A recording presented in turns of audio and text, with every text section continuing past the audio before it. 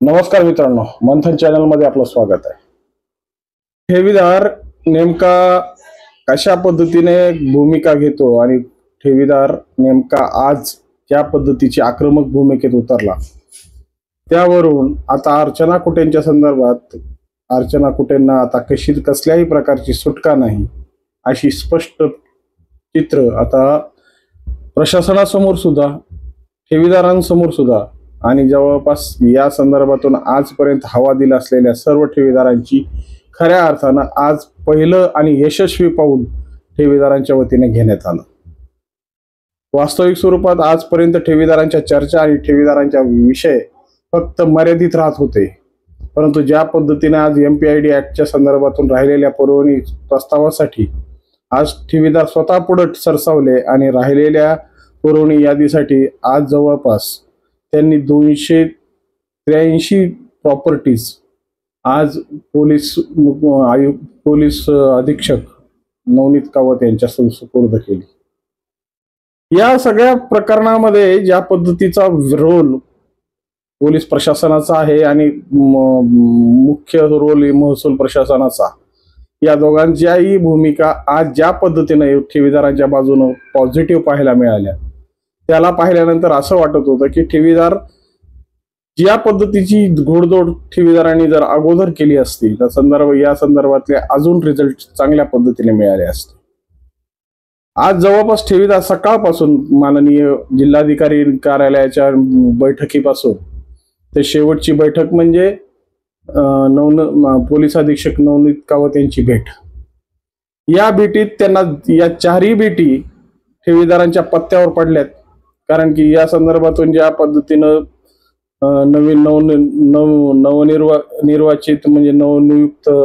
Collector Johnson's यांनी ज्या पद्धतीच्या ठेवीदारांच्या भूमिका लक्ष देऊन ऐकल्या आणि या संदर्भातल्या ज्या काही रिपोर्ट्स आणि ज्या काही भूमिका आहेत महसुली प्रशासनाच्या, की ज्या माध्यमातून कविता जाधव नावाच्या ज्या SDM यावर प्रशासक म्हणून नियुक्त आहेत किंवा प्राधिकृत अधिकारी म्हणून नियुक्त आहेत, त्यांच्या मार्फत हे सगळे प्रस्ताव पूर्णपणे या म्हणजे ज्या ज्या प्रॉपर्टीज ठेवीदारांच्या वतीने मांडण्यात आल्या त्याच्यावर बोजे टाकण्याचे काम हे महसूल प्रशासनाच्या वतीने चोख करण्यात येईल अशी ग्वाही आज कलेक्टर महोदयांनी दिली। त्यामुळे आज खऱ्या अर्थानं ठेवीदार ज्या पद्धतीनं उत्साहाच्या भूमिकेत दिसले आणि ज्या पद्धतीनं त्यांच्या मनातले जे शंका कुशंका ज्या इतक्या दिवसापासून रेंगाळत होत्या, त्या रेंगाळलेल्या कुशंका आज खऱ्या अर्थाने पटलावर आल्यात। मित्रांनो, कसं आहे की जेव्हा होरपळलेला माणूस जेव्हा प्रत्येक ठिकाणचं दार आपल्या आपल्या पद्धतीने ठोठावत असतं आणि प्रत्येक ठिकाणाहून आपल्याला कशा पद्धतीने न्याय मिळेल याची भूमिका पाहत असताना हीच अवस्था ठेवीदारांची होत होती। कारण की कसं आहे की प्रत्येकाची वेगवेगळ्या पद्धतीची विचार करण्याची क्षमता आणि प्रत्येकाचा दिलेला मार्ग हा वेगवेगळ्या पद्धतीचा होता। कोणाला वाटत होतं की कोर्ट ही जी सगळी संकल्पना आहे ती आउट ऑफ कोर्ट सेटलमेंट होईल, म्हणजे जेणे कुठे आजही एवढे प्रबल आहेत की त्यांना त्यांचे पैसे व्यवस्थितपणे सुखरूपपणे त्यांना त्यांच्यापर्यंत पोहोचवतील याची शाश्वती खूप जणांना होती। पण वास्तविक परिस्थितीत जर जे काही चित्र निर्माण झालं आणि ज्या पद्धतीने कुटेंनी नेहमी फिरवण्याचा प्रयत्न तयार केला, त्या कुटेंच्या फिरवण्याच्या प्रयत्नाला नेहमी हा ठेवीदार गुलत गेला, भुरळ पाडत गेला आणि शेवटी नाईलाजास्तव आज त्यांच्या ज्या भूमिका त्या जिल्हाधिकारी कार्यालयापासून कविता जाधवांच्या SDMच्या कार्यालयापासून ते DDR सम्राट जाधव साहेबांच्या कार्यालयापासून तर शेवटचा विषय म्हणजे SP महोदयांच्या संदर्भातून आज SP महोदयांनी ज्या पद्धतीची भूमिका या ठेवीदारांच्या समोर मांडली, कारण की SP महोदय ज्या पद्धतीने या भूमिकेत आले त्यावेळेस परिस्थिती पूर्णपणे म्हणजे प्रशासनाची जी भूमिका होती त्यावेळेस दोषारोप पत्र पूर्णपणे कोर्टामध्ये सबमिट झाले होते। MPIDच्या संदर्भातून जवळपास 70 ते 80% काम पूर्ण झालं होतं, परंतु ज्या पद्धतीनं त्यांना या गोष्टीची खऱ्या अर्थानं भूमिका स्पष्ट नव्हती की ही सगळं जे करण्यात आलं ते योग्य आणि परिस्थितीजन्य आहे।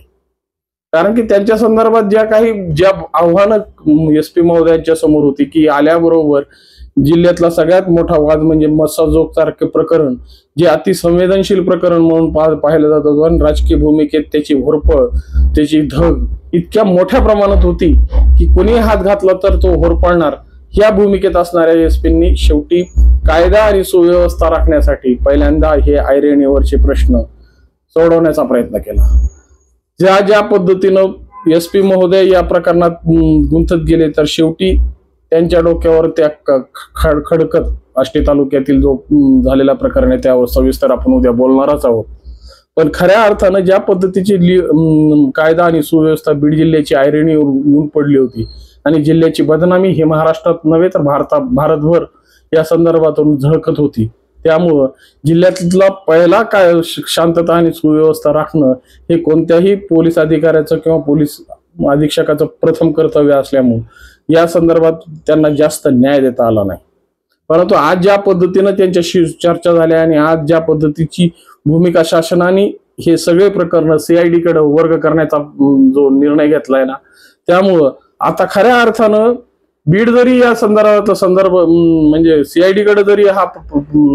तपास वर्ग होत असेल, तरी ह्या सगळ्या गोष्टीचं मुख्य केंद्र हे बीडच राहणार आहे. आणि मुख्यत्व हे सगळ्या गोष्टीचे ऑब्झर्वेशन म्हणजे या सगळ्या गोष्टीची जी दखल आहे, ज्या गोष्टीची निरीक्षण आहे, ते माननीय कावत साहेबांच्या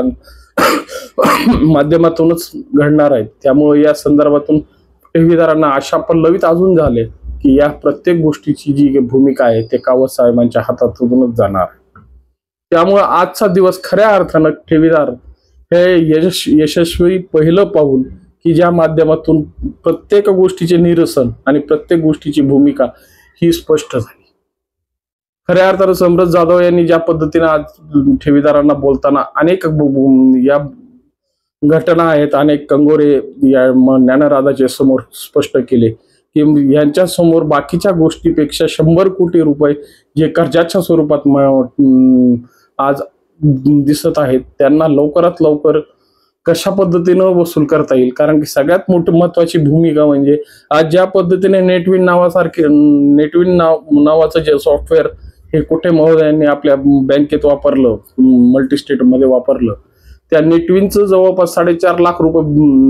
देणं आजही त्यांच्याकडे बाकी आहे. तर दुसरीकडे MSCBचं 6-6.5 लाख रुपये लाईट बिल आजही डोक्यावर थोपटत आहे. आणि या परिस्थितीमध्ये खऱ्या अर्थानं या ज्ञानराजाच्या तिजोरीमध्ये ते 1100 आणि पोलिसांनी जप्त केलेले 6.5 लाख आणि 71 ग्राम सोनं या व्यतिरिक्त यांच्याकडे आजच्या परिस्थितीत काय रक्कम आहे. आणि परिस्थिती जरी 6.5 लाख रुपये ज्या पद्धतीने हँडओव्हर करणं हे गरजेचं होतं, त्या पद्धतीने पोलीस प्रशासनाने अजूनही त्यांच्या हातात ते 6.5 लाख रुपये दिलेले नाहीयेत. आज समरथ जाधव हे ते 71 ग्राम सोन्याचा ताबा घेण्यासाठी आणि पोलीस मुख्यालयाकडे गेले होते, परंतु त्या संदर्भातून ज्या पद्धतीने म्हणतात ना, जेव्हा दूध जर पोळाला असेल तर माणूस ताकही फुकून फुकून पेतो, त्या परिस्थिती. आणि आज खऱ्या अर्थानं त्यांना या सगळ्या गोष्टी तावून सुलाकून, कारण की ज्या पद्धतीची परिस्थिती या ज्ञानराजाने निर्माण केली किंवा सुरेश कुटेने निर्माण केली, तर नेमकं त्या गोष्टीला ते सत्यात पण म्हणजे ते सत्य आहे का? कारण की जर